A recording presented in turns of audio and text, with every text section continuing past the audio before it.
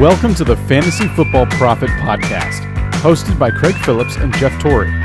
Visit us at fantasyfootballprophet.com. And now your hosts, Craig and Jeff. Welcome everyone to the Fantasy Football Prophet podcast. I'm Craig Phillips, joined as always by Jeff Torrey, and today we got a little Pittsburgh Steelers, Tennessee Titans instant reaction to the game here. Tennessee didn't look very good. I thought they'd put more of a fight up. It's a 40-17 loss there. Basically, Jeff, I think it was the Antonio Brown show, and I guess you could say the Antonio Brown, Ben Roethlisberger show tonight. It was back to what they used to do there. Looked pretty good to see that.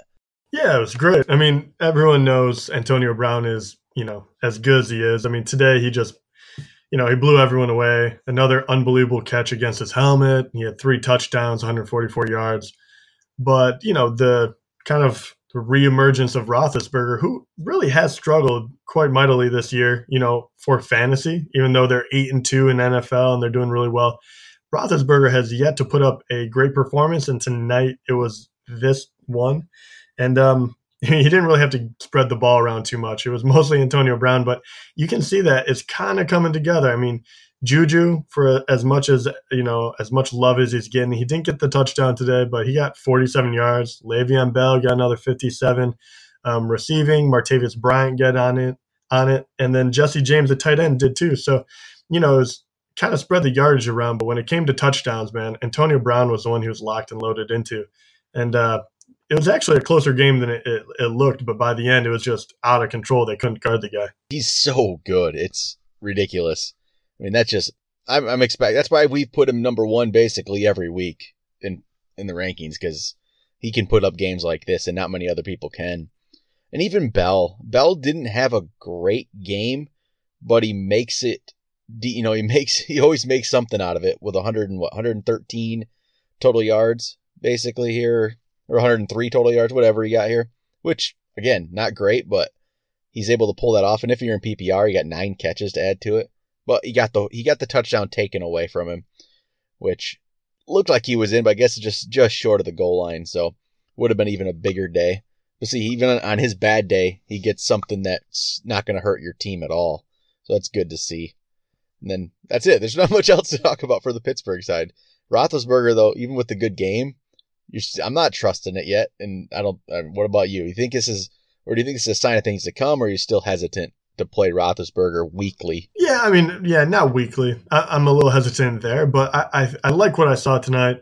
I think with Juju coming around and Martavis Bryant back in the lineup, they kind of have figured it out.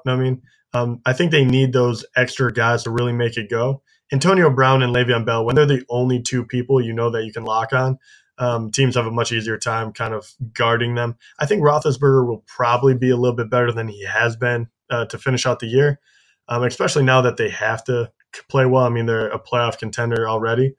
But no, I think he's still going to have his ups, his downs. But I think with Antonio Brown and that talented team around him, I think that he's probably going to be a relatively safe one. But it's whether or not he's in the top 10 is going to be week to week. How about the Tennessee side? And the running game it just baffles me. Week to week, you don't know what to expect. And today, it's just nothing going at all from them. No. And I mean, I don't know if I can even completely blame, the running game wholeheartedly. It just seemed like they just couldn't. It just felt like their whole offense was really disjointed. So, 4 interceptions from Mariota, which, yeah, some of it was when you're trying to kind of force stuff to get back in the game. But, he didn't really get stuff going. Like you said, DeMarco Murray, 8 carries for 10 yards, is just absolutely not going to get it done. But, really, there's 2 guys on this team that had any sort of value whatsoever. And there's Delanie Walker, like we have said over and over again, it's kind of like a perennial top 5, top 6 tight end. And then kind of Rashard Matthews, surprisingly enough, had the big catch, 75 yards. But 113 yards and a touchdown. Other than that, it was terrible. And, at this point, even though Murray had that big game just, 1 week ago, Is this kind of what you come to expect? Like, was that other game, the good game, is that the outlier and not this one? You know what the thing is? I don't know what to expect from him. So I think last game might have been the outlier because the yardage really wasn't there. It's all about the touchdowns. He's way too touchdown dependent right now. That's scary for me. I hate touchdown dependent players. And I don't know how we can recommend to play him if unless you're completely, thin at the position and you need to play somebody. It's hard to recommend to Marco Murray when an 8 for 10 is right around the corner. And I guarantee he will have one more week this season like that. I mean, it could be maybe just one, but he'll have one, and it could end your season. He's a tough person to play. Same with Derrick Henry. People I've seen keep putting Derrick Henry in lineups. I can't trust that either. It's the same situation. I just can't trust either one of those guys. I mean, I don't know what I would do if you're in a team that you've been counting on them, but it's going to be hard. I mean, if you're counting on them, I feel like you're probably not doing terribly well, especially if you drafted Murray in the first round. Don't like this situation. I don't know why it's so bad this year. Yeah, and I think it worries me too. We kind of thought that maybe Henry would eat into his carries, but he just hasn't been, getting the ball enough. I mean, his last 5 games, he had 12 carries, which in my mind, that's just not enough. 18 against Cleveland, but that was an overtime game. That's probably where he should be, and that's where he can, do a lot of damage. And then 9, and then 14 when he had the 2 touchdown big game last week, and then 8. I mean, that's what's worrisome to me. He has been catching a few and kind of eking out worthwhile games a little bit, like it doesn't absolutely kill you. But he just hasn't been getting the bulk that he needs in order to be, that, running back 1, running back 2. I don't know. The whole thing kind of scares me, and especially when that offense looks so disjointed. Besides for Delanie Walker, to be honest, I'm not playing anyone. And even Delanie Walker, he dropped a sure thing touchdown in the end zone, just right on his hands. No one around him, just dropped it. So even though he had a solid game, should have been even better. Should have been about a 20-some yard touchdown or whatever. He would have had a really massive game. But so even if you're a Walker owner, you're probably disappointed knowing what could have been, which you don't usually see that from Delanie Walker. Just a bad night from the Titans overall. Nothing good happened for them. But I think that's about it. I got nothing else for this game.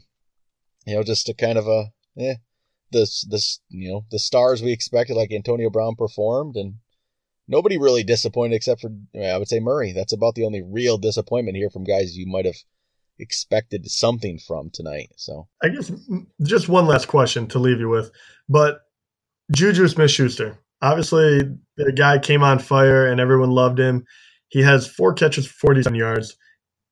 People will probably be asking, were the other 2 the anomaly? Is this guy going to cool off? Is this kind of what you expect? Or do you think that because Antonio Brown was on fire tonight, there's still plenty of room for him to, be a very legitimate wide receiver too, like he has been the last couple of weeks? I think there's still a chance. I mean, I guess I was slightly lower on him. I still ranked him as a back end wide receiver too. I don't think that's going to change too much with just one performance like this, because it was just the Antonio Brown show tonight. Tennessee couldn't cover him, and if a team can't cover Antonio Brown, they're just going to go to Antonio Brown. It's not going to be every week. There's going to be good corners on him that they're going to maybe take away a little bit, and it will be Smith-Schuster because he's still the second option ahead of Martavis Bryant yet. So I still think he's going to be fine. I think this is like the low end of what he's going to do the rest of the year. I think everything else will be better than this. I don't think you can expect too much worse. I think he's going to be fine. I think that's going to do it then. We'll be back on Sunday night, go over all the Week 11 games. Hopefully there's some excitement there, and we'll talk to you guys then.